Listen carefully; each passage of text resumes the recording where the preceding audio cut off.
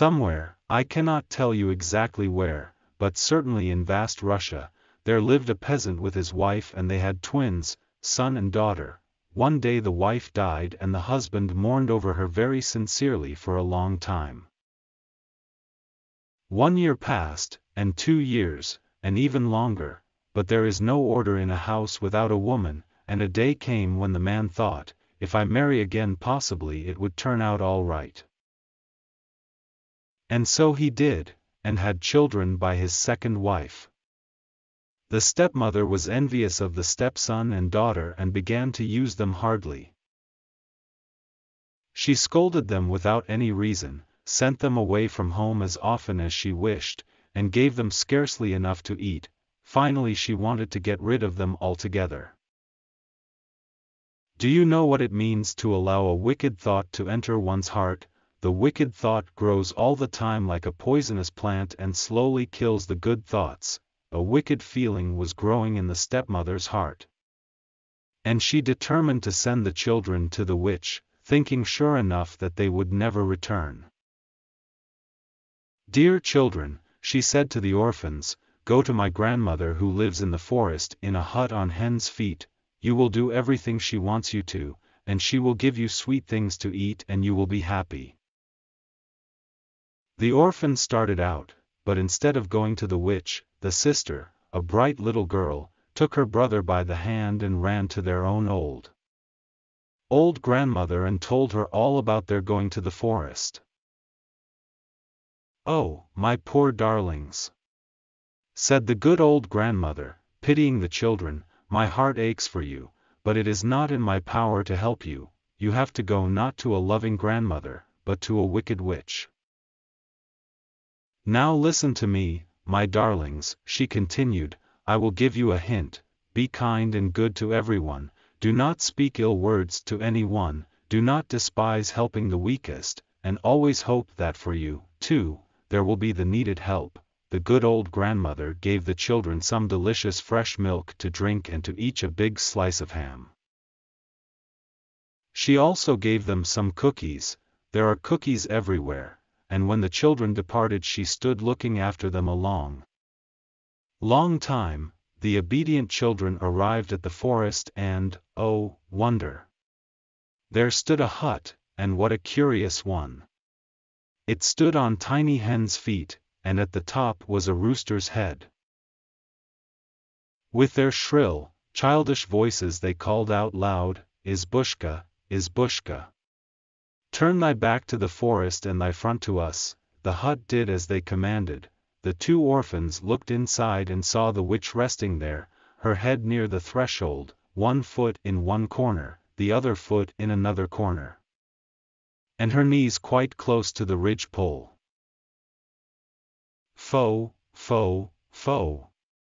Exclaimed the witch, I feel the Russian spirit. The children were afraid, and stood close, very close together, but in spite of their fear they said very politely, Ho, grandmother, our stepmother sent us to thee to serve thee. All right, I am not opposed to keeping you, children. If you satisfy all my wishes I shall reward you, if not, I shall eat you up.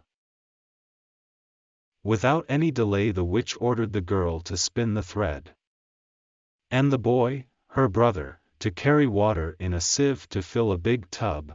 The poor orphan girl wept at her spinning wheel and wiped away her bitter tears. At once all around her appeared small mice squeaking and saying, Sweet girl, do not cry, give us cookies and we will help thee. The little girl willingly did so. Now, gratefully squeaked the mice, go and find the black cat. He is very hungry, give him a slice of ham and he will help thee. The girl speedily went in search of the cat and saw her brother in great distress about the tub. So many times he had filled the sieve, yet the tub was still dry. The little birds passed, flying nearby, and chirped to the children, kind-hearted little children, give us some crumbs and we will advise you. The orphans gave the birds some crumbs and the grateful birds chirped again, some clay and water, children dear, then away they flew through the air. The children understood the hint, spat in the sieve, plastered it up with clay and filled the tub in a very short time. Then they both returned to the hut and on the threshold met the black cat. They generously gave him some of the good ham which their good grandmother had given them, petted him and asked, "Dear kitty cat, black and pretty, tell us what to do in order to get away from thy mistress, the witch." "Well," very seriously answered the cat, "I will give you a towel and a comb and then you must run away. When you hear the witch running after you, drop the towel behind your back and a large river will appear in place of the towel. If you hear her once more, throw down the comb and in place of the comb there will appear a dark wood. This wood will protect you from the wicked witch, my mistress." Baba Yaga came home just then. Is it not wonderful? She thought, everything is exactly right. "Well," she said to the children, "today you were brave and smart, let us see tomorrow, your work will be more difficult and I hope I shall eat you up." The poor orphans went to bed, not to a warm bed prepared by loving hands, but on the straw in a cold corner, nearly scared to death from fear. They lay there, afraid to talk, afraid even to breathe. The next morning the witch ordered all the linen to be woven and a large supply of firewood to be brought from the forest. The children took the towel and comb and ran away as fast as their feet could possibly carry them. The dogs were after them, but they threw them the cookies that were left. The gates did not open themselves, but the children smoothed them with oil. The birch tree near the path almost scratched their eyes out, but the gentle girl fastened a pretty ribbon to it, so they went farther and farther and ran out of the dark forest into the wide, sunny fields. The cat sat down by the loom and tore the thread to pieces, doing it with delight. Baba Yaga returned. "Where are the children?" she shouted, and began to beat the cat. "Why hast thou let them go, thou treacherous cat? Why hast thou not scratched their faces?" The cat answered, "Well, it was because I have served thee so many years and thou hast never given me a bite, while the dear children gave me some good ham." The witch scolded the dogs, the gates, and the birch tree near the path. "Well," barked the dogs, "thou certainly art our mistress, but thou hast never done us a favor, and the orphans were kind to us."